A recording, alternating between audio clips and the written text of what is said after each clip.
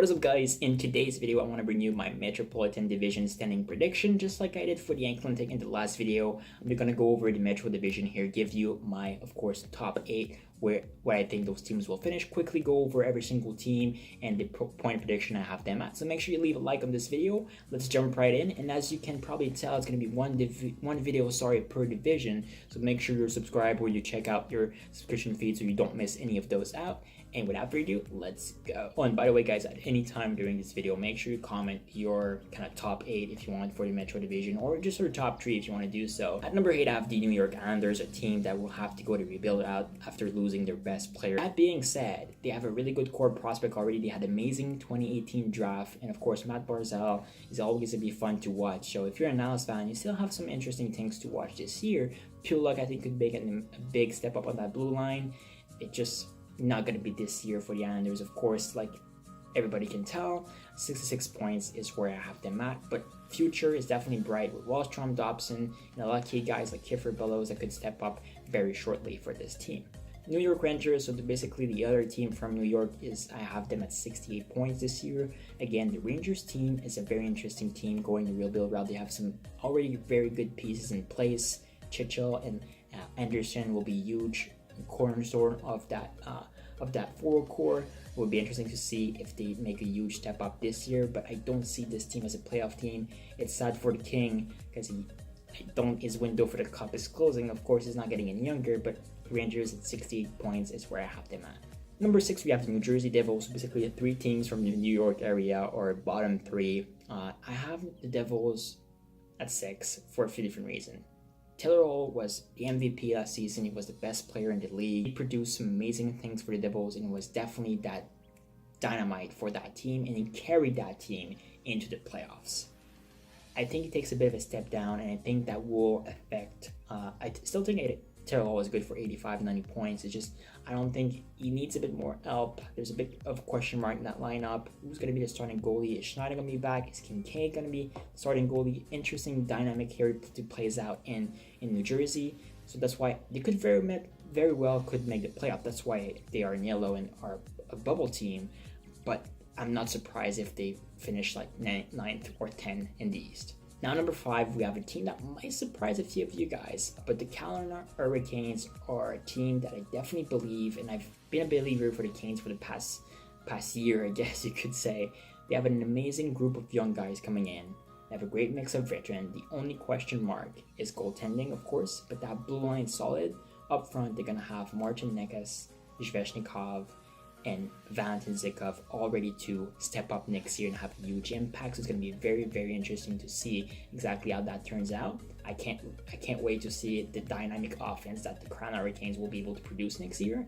If for some reason they can have steady goaltending from Darling this year, then they could very well make the playoff. If not, they'll finish in the 9th or 10th kind of a range. Now we get into that juicy top 4 teams that I definitely think will make the playoff, no doubts, unless some crazy injuries again happen to any of those teams. At number 4, we have the Flyers. Flyers adding JVR in the offseason. They have an amazing young blue line. I really like Ivan Provorov, by the way. And of course, that top 6 is going to be nasty. So a team that 97 points is very, very fair, and all those 4 teams could very well switch who's going to be first, second, third, and fourth during the season. They are very close talent-wise.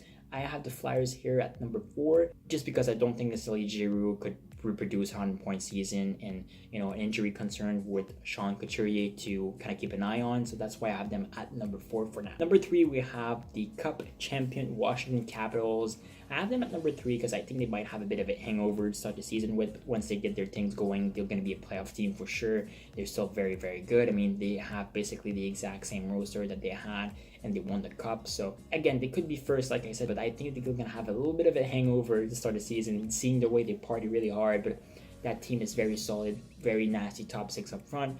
One of the best 1-2 punch at center line, but one of the best 1-2-3 punch with Larser playing very, very decent in the playoffs. So another team that I can't wait to see exactly how they're going to start the season. It's going to be interesting to see. I have them at number 3 with 99 points. At number 2, we have the Columbus Blue Jackets, a team that I'm wearing the jersey of right now. I'm a big fan of the Columbus Blue Jackets. Zach Werenski, one of my favorite players. I think they're going to finish second in division. Some major question mark though. First off, Artemi, Panarin. and Sergei Bobrovsky. What the heck is going to happen to those guys? Both UFA at the end of the season. Their names have been in trade rumors for the past weeks now. Hopefully they get deals done and they resign with that team if that's an option. I don't think Panarin's going to discuss an extension during the season, so those guys could be gone. And if you trade Panarin, if you trade Bobrovsky, that directly affect your team and they could fall from a number 2 seed to a non-playoff spot. So keep an eye on that. But if everything stays intact, PLD will have an amazing season playing again with Panarin. I can't wait to see exactly his development. I think it's going to finally be that, third overall pick that we expect people expect him to fully develop into, being that number 1 center. And I think he's definitely finished the season really strong. So I can't really wait to see that. Of course, Jones and Rumours being one of the best deep pair in the league. And like I said, if everything stays the way it is right now in Columbus, they have a pretty good team, and second at 100 points is a very fair assessment. And the first team, in the Metro Division, I have, of course, the Pittsburgh Penguins.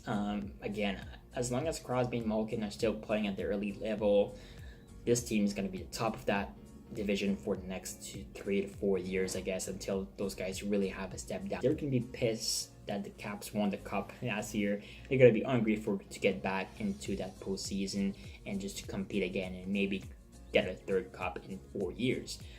They're very well in play to do so. Chris Letang said in camp just today that he's feeling, as he was 22 again, he's feeling fresh, he's feeling good. That will be a big part of that blue line. And of course, he can get back into that 60-point range and be a huge force in that blue line. Crosby and Malkin are still very, very much one of the best, if not the best, 1-2 punch in National Hockey League.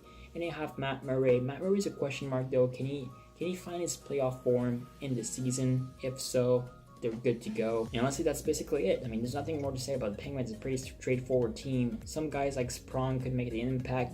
What we're gonna see from Dominic Simon, I think, to this year as well. I think Jake Wenzel, seeing the way he played in the playoff, could have a huge kind of a, not a breakout season, because we know he's good, but some type of 60 to 70 point season would definitely be in the mix for him. I have no doubts that he had the skill set to do so. So I guess that's pretty much it. Make sure you comment down below your thoughts on exactly how that setting would look like. Thank you so much for watching. You have an amazing day, and I'll see you guys later.